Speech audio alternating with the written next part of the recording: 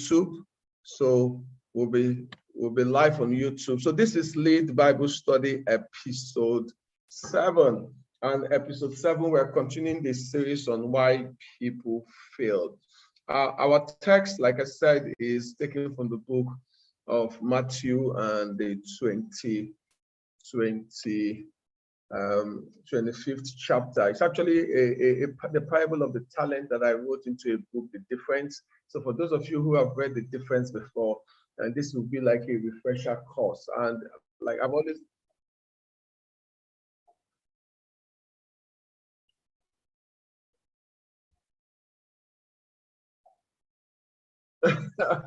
I think the YouTube something is just give me a second. I need to.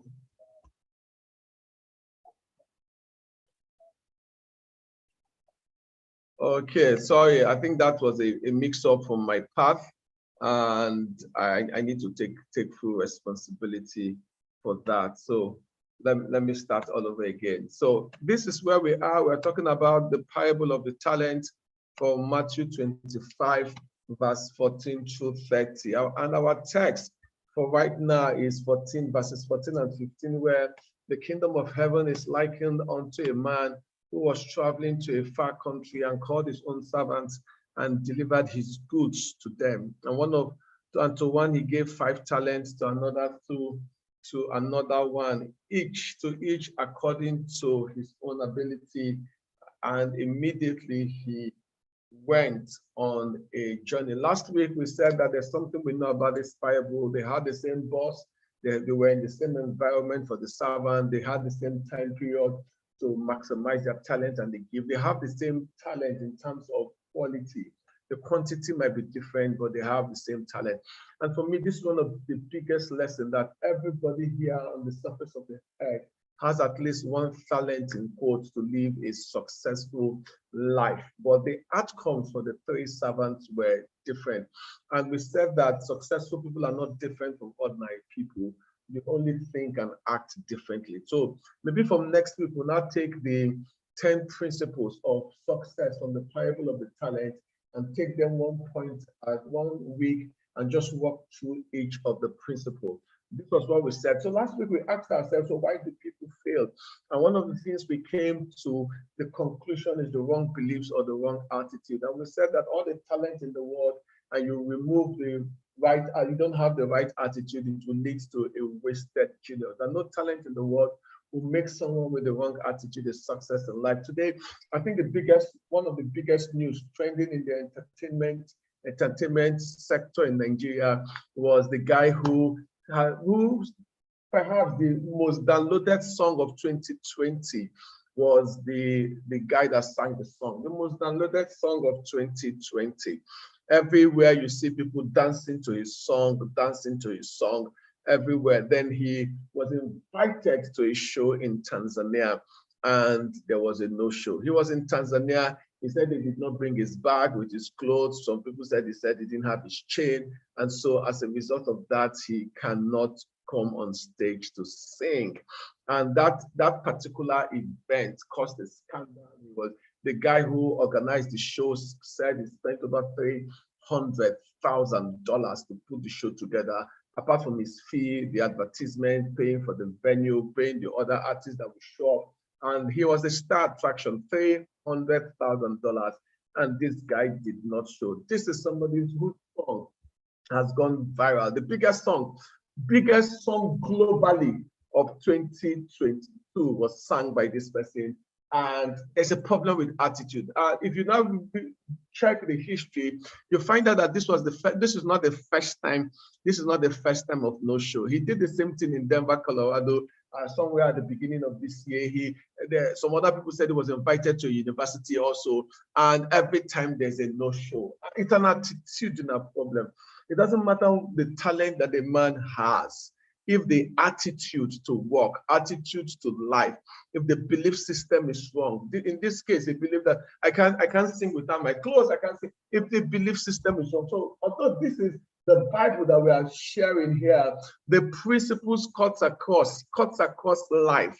This is, for me, a classic case of talent without the right attitude. And if the the producers now know that every time we invite you, there's no show. Every time we invite you, there's no show. Guess what will happen? They will stop extending the invitation to you, because for them, nobody wants to spend that kind of money. It happened in America, happened in Tanzania, has happened in Nigeria. That's the concept of attitude. That if we must succeed, then our attitudes to life must be right. Today I was in a class and I was talking about the concept of passion, because I just need to say it and move and say it in passing. Most times, and this is one of the greatest, well, not greatest, one of the mistakes that motivational speakers speak to people, and people just take it and run with it hook, line, and sinker. They will tell you, find something that you are passionate about, find something that you are passionate about, find something that you are passionate about. And you see people in the place of work, and they will not give their energies to their work because they are waiting for something else that they are passionate about in life. But you forget that the original context of passion or concept of passion is not just what you love. Passion is not just what you love. So if you take passion, the two sides of the coin of passion, there's the fun part, what you love, what you enjoy, what you find interesting. That's the side everybody knows about passion. But you forget that the original Greek translation of passion actually means suffering. Passion is not just love. Passion is not just enthusiasm. Passion is not just fervor.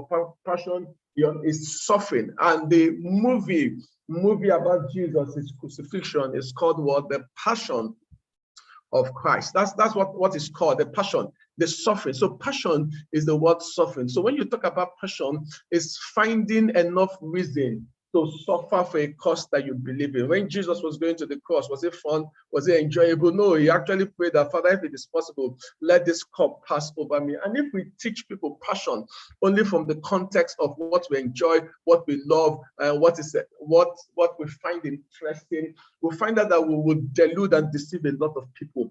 And for every man who tells you, find something that you're passionate about, check the man's history. That man had to first suffer in life. Then he got to that point where he cannot do what he enjoys. I actually believe that passionate people do what they do not enjoy because there's a particular overriding goal that they have in life, and they not get to that point where they not have the luxury to do what they enjoy in life. Take out Toby Amosu, for example, that has broken world record, and today she didn't just stumble into success. If you read her history right from secondary school where she's practicing, it has taken her at least 10 to 15 years to get to where she is today. She's a world champion today. She can sign endorsement with everybody. Today, she can decide to do other things with her life. But you forget the years of dedication, the years of discipline, the years of sacrifice. That is what passion is. And if our attitude to life and to success, we don't understand passion as sacrifice and the rest, we'll not make success out of life. But let me come back again to this. I don't want to talk about the Nigerian artists. There we can find other examples of people who had talent, but they lacked the discipline. People who had talent, but they had the wrong mindset. People who life was delivered to them, opportunities were given to them, but with their wrong attitude, they destroyed their own future. That's point number one last week. Point number two is, okay, we want to look at some other reasons, two other reasons why people fail from this parable. Then next week, I don't want to talk about failure. I said there's something so important I've not considered. Two others, so I just want to talk about success. So let me talk about this to the second other reason. In verse 25, you see this man saying, and I was afraid. So apart from the wrong mindset, I knew you to be a hard man that we dealt with last week, reaping where you have not sown and gathering where you have not scattered seed. The second biggest reason here is that concept of, and I was afraid. And the question I asked myself is, what was he afraid of? What was he afraid of? Fear is what happens internally, and I was afraid. I think we can all agree that he's afraid of either failure, rejection, or ridicule. So many months ago, I did an article on, I did a series on dealing with failure, dealing with failure. And for me here, I think that this is one of the biggest fears that holds people back. The fear of failure, the fear of I will lose something, or the fear of rejection. I read a book about rejection that changed my life about rejection. And you know what the author said in that book? He said, before you were rejected and after the rejection, you didn't have the deal. So let's assume I'm an author and maybe I'm looking for somebody to publish my book. and I write a proposal and the person said no. And the guy said to me, said in that book, Maxwell, before you wrote the proposal, you didn't have that contract. After they said no, you still did not have the contract. So what has the rejection changed? And the answer for me is no. So I knock at the door and the person says, no, sorry, I don't want to buy your product. What has it changed anything? Before you knocked at that door, you didn't have that customer. After the customer said no to you, you still did not have that customer. So from a mathematical or statistical or accounting purpose, it's zero. Before you got the rejection and after the rejection, there's no difference in your life.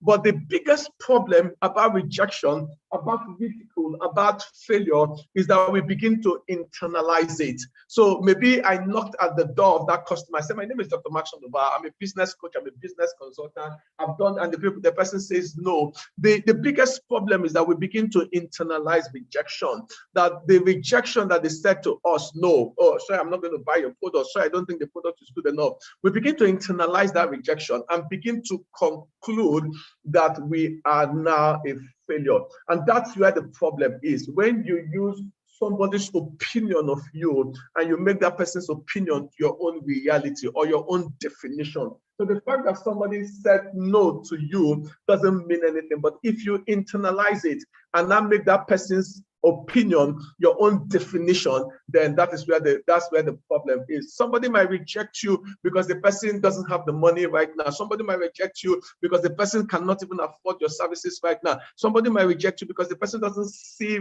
value in what you are offering. But that does not mean that you should write yourself off. And so I don't want to talk about the fear of failure, but I want to talk about rejection and ridicule, because I know we are a social animal. Okay, let me say this, social being. Let me know if you are social animal. In psychology, they say social animal. We are social beings. That means there's something about the others, the opinion of others that we value. So you do a presentation, you want to know, wow, this presentation was amazing. A woman cooks food, she wants to know that it is nice. So you say, oh, is the food nice? The pastor preaches the message, he wants to know that, wow, pastor, that message was an amazing message. That message touched my life. So I agree that there's a part of us that we derive a portion of our success, our identity, our feeling of importance from what people think of us. But if your standard of meaning, your standard of feeling important is what people say about you, you are in for a major shock, because you can't get everybody to like you. You cannot get everybody to like you. And one of the biggest parables for me, or passages that helped me in rejection and shaped my mind about dealing with rejection, is in Luke chapter 2. You know, growing up, everybody would tell us that Jesus was laid in the manger because of humility. And I said, no, that is not what the Bible says. Jesus was not laid in the manger because of humility. Read your scripture again, and you will find out that Jesus was laid in the manger because of rejection. The Bible says in Luke chapter 2, 6, 7, that when it was time for Mary to deliver the baby, she went to the inn, and scripture says there was no room for them in the inn. So Mary laid the baby in the manger because the Bible stated it clearly, because there was no room for them in the inn. There's no woman that will want to deliver her baby in the manger. Every woman wants to deliver her baby in the inn. And I want you to picture this so that you can understand, and maybe to help somebody in dealing with rejection. Yeah, this was the creator of the universe, the great I am, the one who was and is to come, the Almighty in flesh.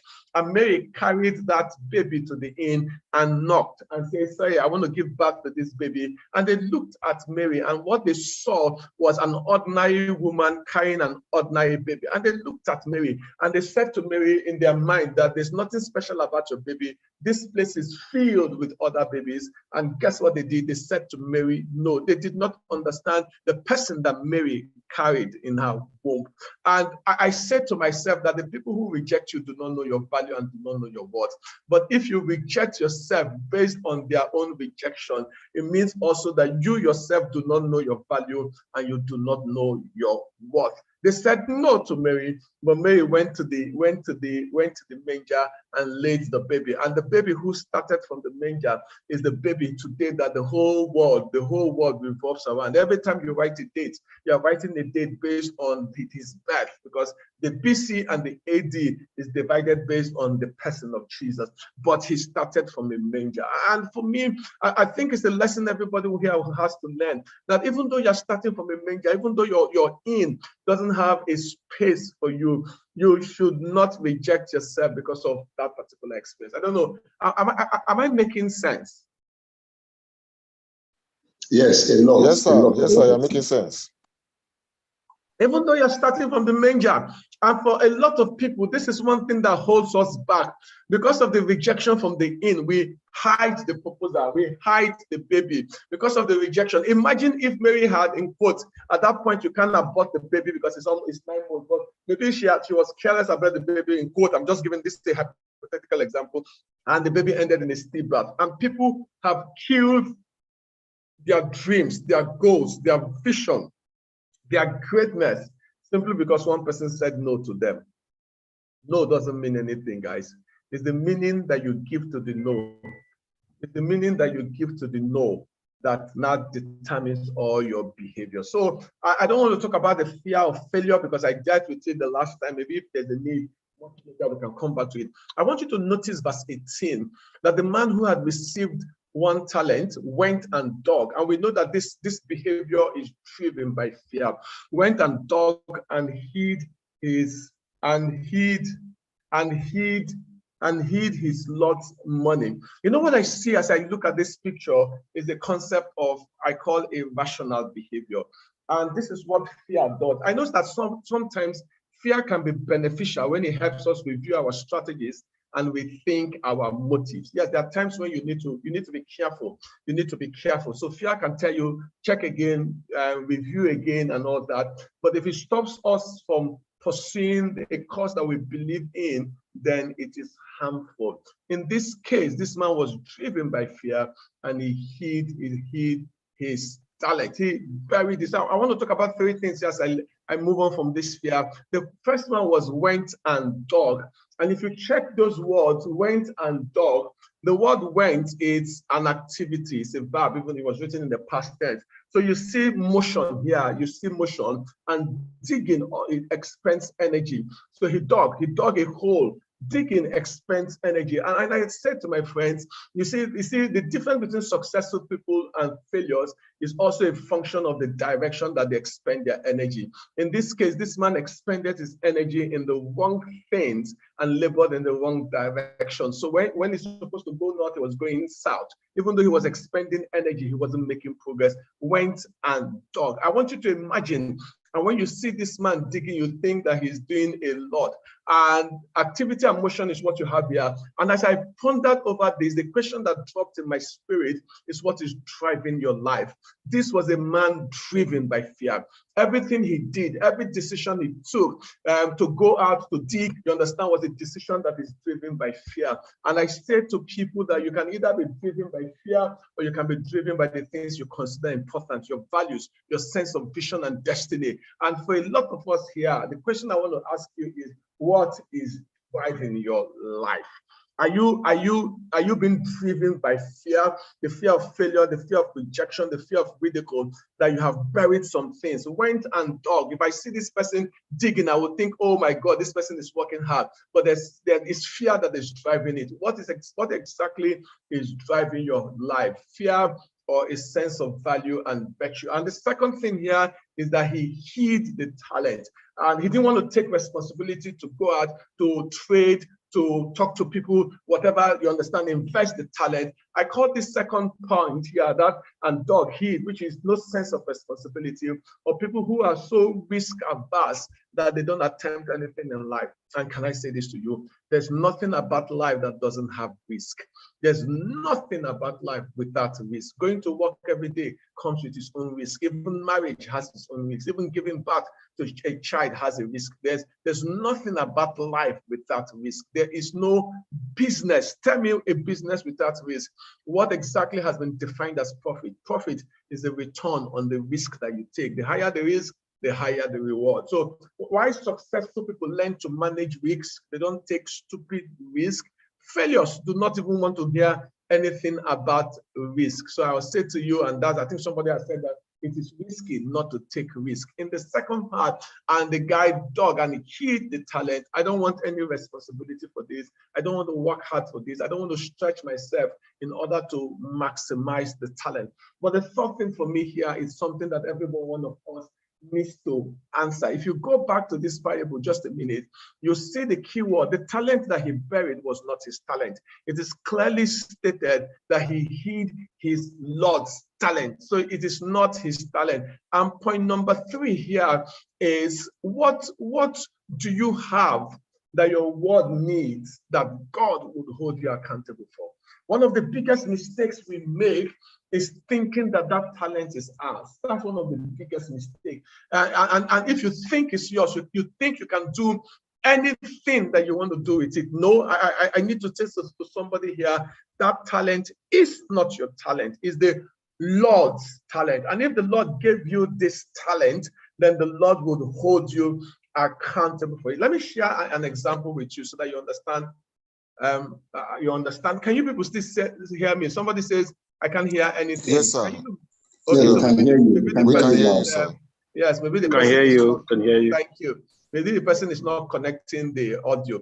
Now, many years ago in school, but I feel is here, I served as the general secretary of my fellowship, and then I was the general secretary of NCCMDS, the Christian Medical and Dental Student Association for Lagos, general secretary. Then I became president for Lagos. Then I became national president. This was in 1996, December. I was made national president. So for a better part of my life, from maybe 1993 thereabout to 1997, I was in one leadership role or the other in med school. And when I went for youth service, I did not want to serve. No, I did not want to serve. I said to myself, God, I have served enough, I beg. From now, let other people serve. And one thing that changed my life, apart from this parable of that the talent is not yours, and you cannot, if you bury your talent, I'm going to hold you accountable. Another picture that God showed me in my spirit was the widow that went to Elijah and had a little oil. The oil that she had was a little oil. And what she had, what Elisha said to her, borrow empty vessels. And the question the Lord asked me is, do you have a little oil? And I said, yes, God, I have a little oil. And he says, are there a lot of empty vessels around you? People who would need a bit of the oil, a bit of the grace, a bit of the insight that you have. And the answer for me was yes. And I said, God said to me, if you don't pour this oil, I will hold you accountable for the empty vessels around you. That was the thing. And I decided to serve again in NCCF. I was their Bible study secretary or rabbi in NCCF. Why? Because I know that this talent, whatever the talent is not mine. Whatever the talent is, it hid his Lord talent. It's not mine. A lot of the things, the revelation is not mine. I just simply know that this is God's talent, and maximum my responsibility is to pour out this talent to somebody else. I don't know how many empty vessels I will meet, but at least if there's one empty vessel, it's my responsibility to pour this to that one person and be a blessing to that person. So what you think is yours because you went to school, there's the concept called divine orchestration. It's God that has orchestrated your activities and everything that you have done to this particular point. And the talent that he has given you, question is, would you hide it or would you bring it out? So my time is fast spent. So let me just take 3 to 5 more minutes and I end this evening. So this is point number 2, which is fear. Fear would drive irrational behavior. You will see people running, but they are running out of fear. And something is fear driving them into irrational behavior, will make people bury their talent and the world will not see anything. So I want to ask you here, and this is the last point I want to do so that I'll finish this. This last point here is I want you to imagine this guy after he buried his talent. So follow me here in your mind. After he buried his talent, let's say the master gave him the talent month 1, and immediately he buried, because that's his picture we get. Immediately he went and buried the talent, and the master came month 12. So the question I want to ask you here is that, so from the time he buried the talent to the time the master came back, what exactly was he doing with his time?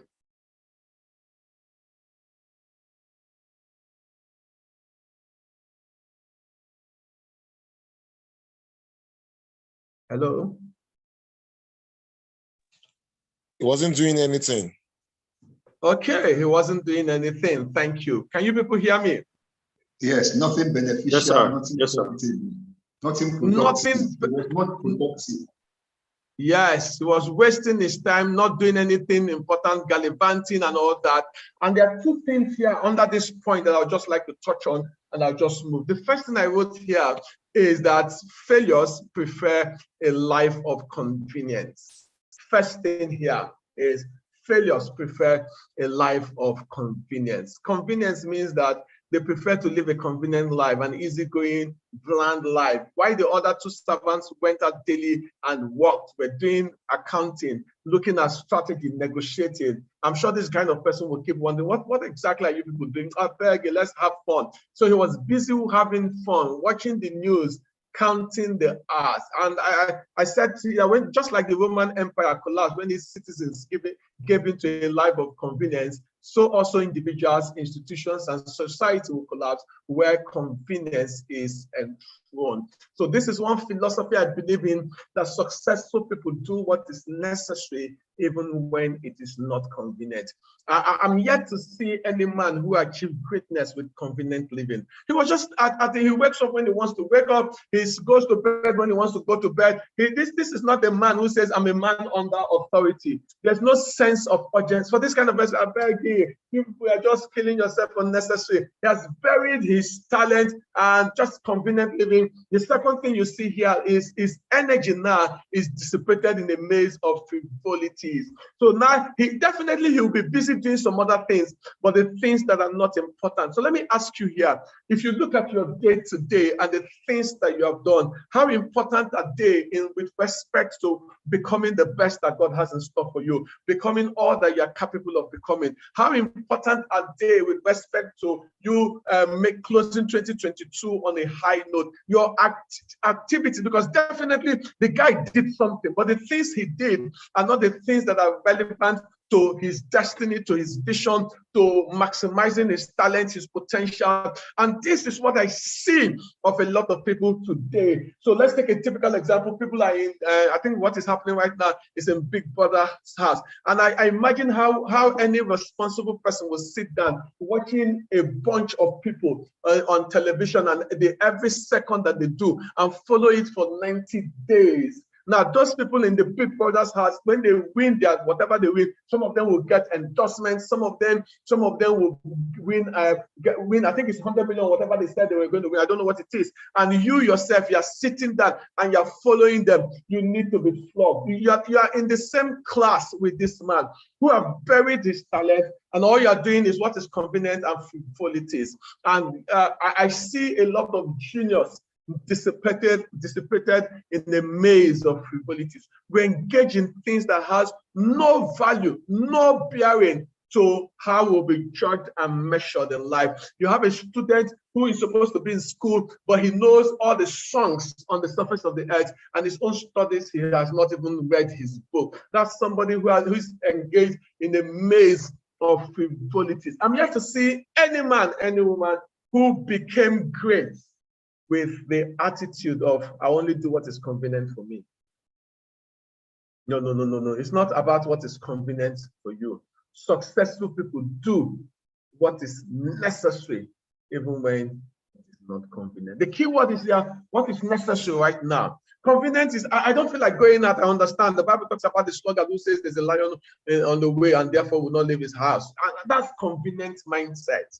And if we follow that mindset, what a lot of us have done, and if you check it, because of the discipline and the dedication that it takes to hone our talent, is too much. So what most of us have done, we buried the talent, and right now we're just engaged in a maze of frivolities. There's a lot of activities, there's a lot of motion, but it has no bearing with the things that are productive. And I want to ask you here, is your daily activities productive? Does it help you become a better person? Does it help you grow your business, whatever that business is? How do you spend your time, your energy, and your resources? That's the question I need to ask you this evening as I end. And I want to end this by saying, give me one more minute. Now, my cousin says something here, that death is not the greatest loss in life. The greatest loss is what dies inside of us while we yet live.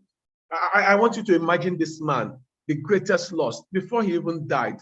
Look at the things that died, his talent, his gift. Look at something that died, he buried it. And a lot of us here, we come with the music of genius on the inside of us, but we bury our talent. And all we can just see over you is somebody who we think is an ordinary person. There's nobody that's ordinary in God's sight, but people live ordinary lives because they bury the things that are important to them. And Jesus called the man wicked and lazy. And this for me, it's amazing. This is my last slide and I'll end. Wicked and lazy. When the master came back, wicked. Now we understand lazy part. You know what laziness is? Laziness here is that the man did nothing. That's the convenient lifestyle we talked about. The man did nothing. But the first thing they called the man was wicked. And every time I ponder about this, and I said, why did he call the man wicked? And if you check the translation of the word wicked, it means to deliberately harm somebody. That's what wicked is. It's just like the word a liar.